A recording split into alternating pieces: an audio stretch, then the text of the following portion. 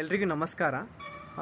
ಎಲ್ಲರೂ ಪದೇ ಪದೇ ಕೇಳ್ತಾ ಇದ್ದೀರಿ, ಎಚ್ ಎಸ್ ಟಿ ಆರ್ಗೆ ಪಿ ಜಿ ಕಂಪಲ್ಸರಿನಾ, ಪೋಸ್ಟ್ ಗ್ರಾಜುಯೇಟ್ ಕೋರ್ಸ್ ಬೇಕಾ, ಮಾಸ್ಟರ್ ಡಿಗ್ರಿ ಮಾಡಿರಬೇಕಾ, ಮತ್ತು ಟಿ ಇ ಟಿ ಕಂಪಲ್ಸರಿ ಆಗಿ ಕಡ್ಡಾಯವಾಗಿ ಮಾಡ್ತಾರಾ ಅಂತಂದು ಬಹಳ ವಿದ್ಯಾರ್ಥಿಗಳು ಇದನ್ನು ಸರಿಯಾಗಿ ತಿಳ್ಕೊಳ್ಳಿಕ್ಕೆ ಹೋಗಿಲ್ಲ.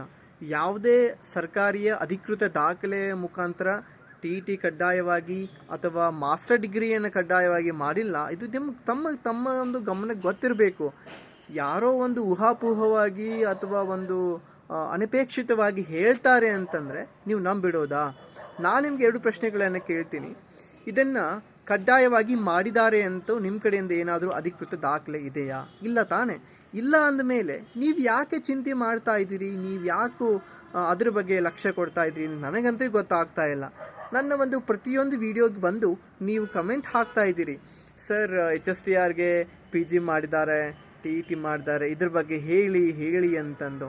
ಸುಮಾರು ನಾನೊಂದು 5ರಿಂದ 6 ಜನಕ್ಕೆ ಹೇಳಿ ಸಾಕಾಯಿತು. ಇವಾಗ ವಿಡಿಯೋನ ಮಾಡ್ತಾ ಇದ್ದೀನಿ. ಯಾವುದೇ ಕಾರಣಕ್ಕೂ ಕೂಡ ಸದ್ಯದ ವಾಸ್ತವ ಪರಿಸ್ಥಿತಿ ಒಳಗಡೆ ಎಚ್ ಎಸ್ ಟಿ ಆರ್ಗೆ ಪಿ ಜಿಯನ್ನು ಅಂದರೆ ಪೋಸ್ಟ್ ಗ್ರಾಜ್ಯುಯೇಟನ್ನು, ಮಾಸ್ಟರ್ ಡಿಗ್ರಿಯನ್ನು ಕಡ್ಡಾಯವನ್ನಾಗಿ ಮಾಡಿಲ್ಲ. ಅದರ ಬಗ್ಗೆ ಯಾವುದೇ ಅಧಿಕೃತ ದಾಖಲೆಯೂ ಕೂಡ ಇಲ್ಲ. ನೀವು ಅದರ ಬಗ್ಗೆ ತಲೆ ಕೆಡಿಸ್ಕೋಬೇಡಿ.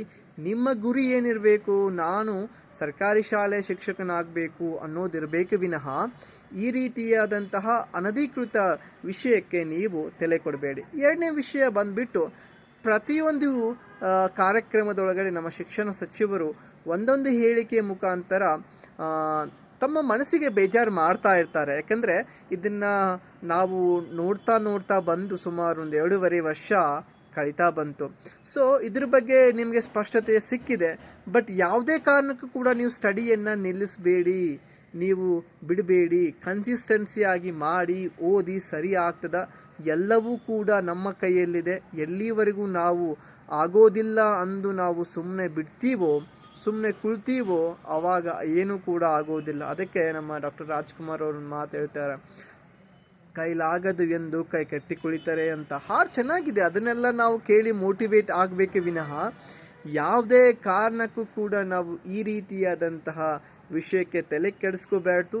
ನೀವು ಕೂಡ ತಲೆ ಕೆಡಿಸ್ಕೋದಿಲ್ಲ, ನನ್ನನ್ನು ಕೂಡ ನೀವು ತಲೆಗೆ ಕೆಡಿಸ್ಕೊಳ್ಳಿಕ್ಕೆ ಹಚ್ಚೋದಿಲ್ಲ ಎಂದು ಭಾವಿಸುತ್ತಾ ಇವತ್ತಿನ ಈ ವಿಡಿಯೋನ ಇಲ್ಲಿಗೆ ಮುಗಿಸ್ತೇನೆ. ಇನ್ನೊಂದು ಸಲ ಹೇಳ್ತಾ ಇದ್ದೀನಿ, ಎಚ್ ಎಸ್ ಟಿ ಆರ್ಗೆ ಪಿ ಜಿ ಬೇಕಾಗಿಲ್ಲ, ಟಿ ಇ ಟಿಯು ಬೇಕಾಗಿಲ್ಲ. ಬೇಕಾಗಿರೋದು ನಿಮ್ಮ ಕನ್ಸಿಸ್ಟೆನ್ಸಿಯಾದ ಸ್ಟಡಿ ಮತ್ತು ಫೋಕಸ್ಡ್ ಆಗಿ ಇರಬೇಕಾದಂತಹ ನಿಮ್ಮ ಒಂದು ಕಾನ್ಸಂಟ್ರೇಷನ್.